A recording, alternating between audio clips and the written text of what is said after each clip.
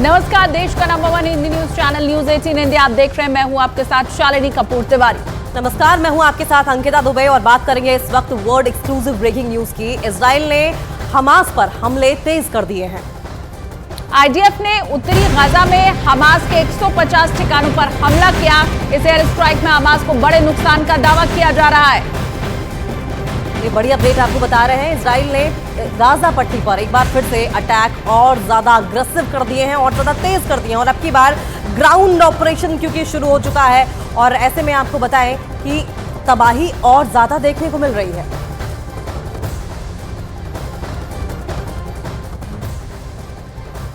तो मॉस्को में जहां हमास की मीटिंग हो रही है, वहीं पश्चिमी एशिया में अमेरिका के सैन्य ठिकानों पर लगातार हमले किए जा रहे हैं और इस पर अमेरिका जवाई हमले भी करने लगा है और अब अमेरिका की तरफ से भी लगातार धमकियां दी जा रही हैं। इजराइल अब गाजा में ग्राउंड ऑपरेशन शुरू कर चुका है। हालांकि वो ये कहने से बच रहा है कि वो गाजा में घुसकर सैन्य ऑपरेशन चला रहा है, लेकिन इस बीच ईरान, चीन, अमेरिका और रूस एक्शन में दिखाई दे रहे हैं और इन 4 मुल्कों का एक्शन तीसरे विश्व युद्ध की टेंशन देने वाला है।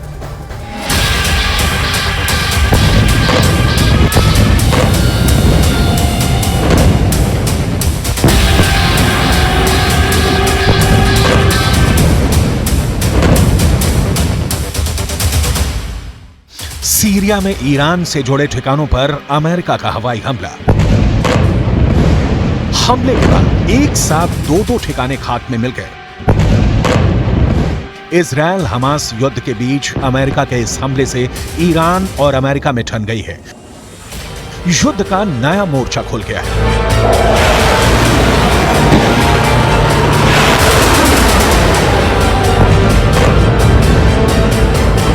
दक्षिण चीन सागर में चीन का लड़ाकू विमान अचानक अमेरिका के विशाल बॉम्बर के सामने आ गया।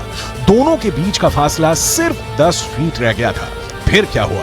क्या अमेरिका के बॉम्बर से भिड़ गया चीन का लड़ाकू विमान या दुम दबाकर भाग खड़ा हुआ? इसे आगे तफसील से बताएंगे और इस भिड़ंत का पूरा वीडियो भी दिखाएंगे।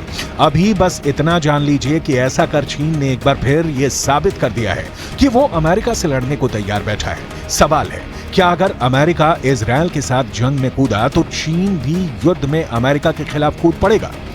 क्योंकि चीन की सेना का दावा है कि बस एक ऑर्डर आएगा और चीन के लड़ाकू विमान ऐसे ही अमेरिका के विमानों से टकराने निकल पड़ेंगे।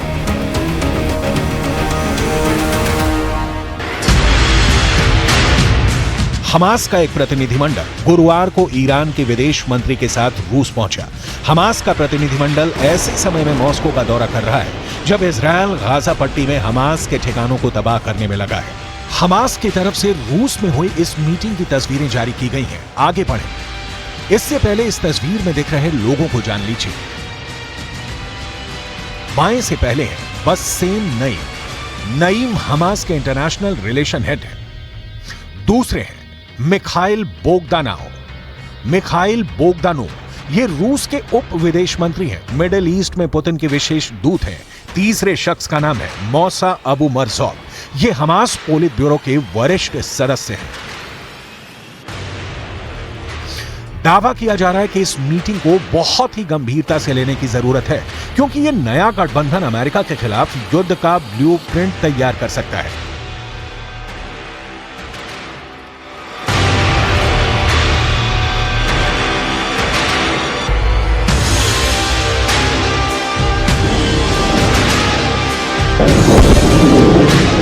रूस, ईरान और हमास अगर एक साथ मिलकर अमेरिका के ठिकानों पर हमला करते हैं तो अमेरिका के पलटवार से विश्व युद्ध शुरू हो सकता है क्योंकि मिडिल ईस्ट में मौजूद अपने ठिकानों पर हो रहे हमलों का बदला अमेरिका कैसे लेता है, इसकी एक झलक अमेरिका के इन हवाई हमलों में मिलती है। अमेरिका का पहला हवाई हमला, अमेरिका का दूसरा हवाई हमला, अमेरिका का तीसरा हवाई हमला।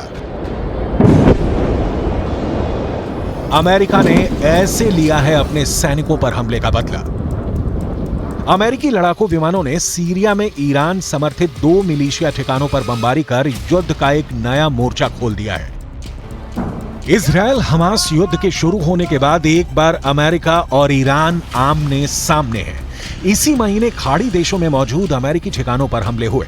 इन हमलों में अमेरिका के 24 सैनिक जख्मी हो गए, एक की जान चली गई। इसके बाद अमेरिका ने ऐसा पलटवार शुरू किया है जिसमें दुनिया को विश्व युद्ध के संकेत दिखाई दे रहे हैं।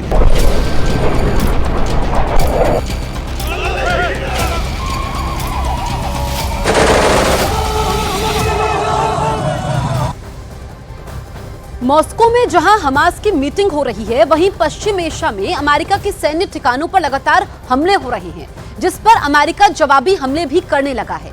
और इसके अलावा इंडो पैसिफिक थिएटर में भी ऐसी घटनाएं हो रही हैं जो विश्व युद्ध की चिंगारी को और ज्यादा भड़का सकती है। सीरिया और इराक में मौजूद ईरान समर्थित मिलिशिया पर हमला करके अमेरिका ने ईरान को बहुत ही बड़ा संदेश दिया है। अमेरिकी रक्षा सचिव लॉयड ऑस्टिन ने कहा है कि संयुक्त राज्य अमेरिका संघर्ष नहीं चाहता है और आगे की शत्रुता में शामिल होने का उसका कोई इरादा नहीं है, लेकिन अमेरिका की सेना के खिलाफ ये ईरानी समर्थित हमले अस्वीकार्य हैं और इन्हें रोका जाना चाहिए। ईरान अपना हाथ छिपाना चाहता है और हमारी सेनाओं के खिलाफ इन हमले में अपनी भूमिका से इनकार करना चाहता है। हम उन्हें ऐसा नहीं करने देंगे। अगर अमेरिकी सेना के खिलाफ हमले जारी रहे तो हम अपने लोगों की सुरक्षा के लिए और जरूरी कदम उठाने में संकोच नहीं करेंगे।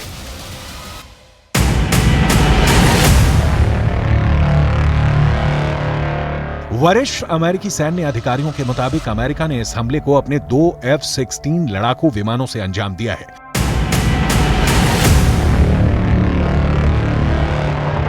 अमेरिका के लड़ाकू विमानों ने उन्हीं ठिकानों पर बारूद बरसाए हैं जिनका इस्तेमाल हाल में अमेरिकी ठिकानों पर हमला करने के लिए किया गया। अमेरिका की तरफ से यह हवाई हमला इराक की सीमा पर सीरिया के शहर अबू कमाल के पास किया गया। अमेरिका का दावा है कि यहां ईरान के रिवॉल्यूशनरी गार्ड कॉर्प्स ने अपने हथियारों और गोला बारूद का डिपो बना रखा है। इसके काफी नजदीक अमेरिका का एक अहम ठिकाना भी मौजूद है जिसे हाल में कई हमलों में निशाना बनाया गया है।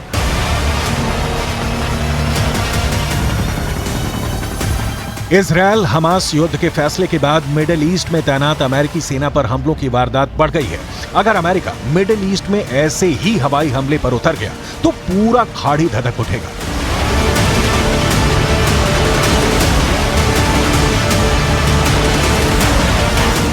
सीरिया में हमले के बाद दक्षिणी लेबनान का नंबर आ सकता है। दक्षिणी लेबनान के साथ साथ इराक और यमन में भी अमेरिका पलटवार कर सकता है। हाल में अमेरिकी बेस पर कम से कम 12 हमले किए गए। इन हमलों में 21 अमेरिकी नागरिक घायल हुए। इराक में अमेरिका के बेस अल असद और सीरिया में अल तनफ गैरिसन में ईरान से जुड़े संगठनों ने यह हमला किया था। अमेरिका का कहना है कि आज किया गया हमला उसी का जवाब है।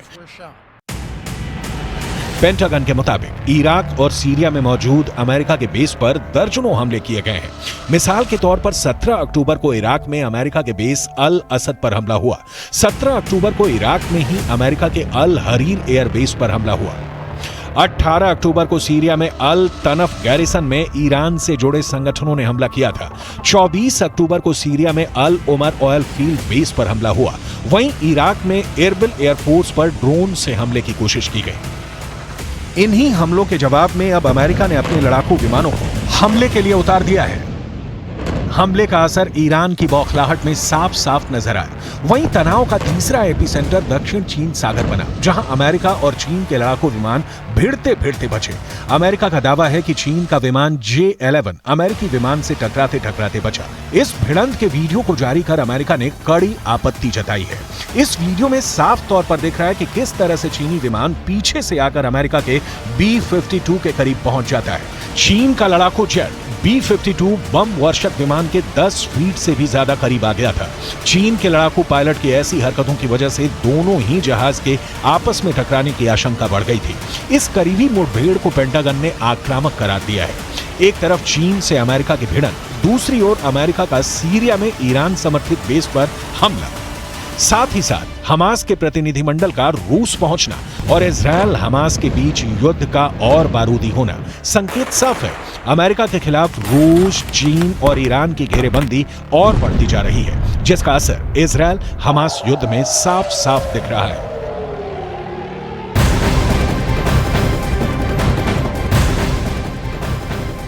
तो इजरायल ने हमास पर हमले तेज कर दिए हैं। हमास के ठिकानों पर इजरायल ने भीषण बमबारी की है। आईडीएफ ने उत्तरी गाजा में हमास के 150 ठिकानों को निशाना बनाया है और इस एयर स्ट्राइक में हमास को बड़े नुकसान का दावा किया गया। तो गाजा में इजरायल की भीषण बमबारी जारी है। आपको बताएं, हमास के 150 ठिकानों को इजरायल ने अभी जो ताजा हमले किए हैं उसमें ठिकाना बनाया है और इजरायल यही कह रहा है कि हमास को इसमें भारी नुकसान पहुंचा है। ये किस तरह से इजरायल की तरफ से बमबारी की गई है हमास के ठिकानों पर, वो आपको हम दिखा रहे हैं। 150 हमास के ठिकाने ऐसे हैं जिन्हें एयर स्ट्राइक करके इजरायल की ओर से नेस्तनाबूद कर दिया गया है और अब जो वॉर है वो ग्राउंड लेवल पर भी की जा रही है।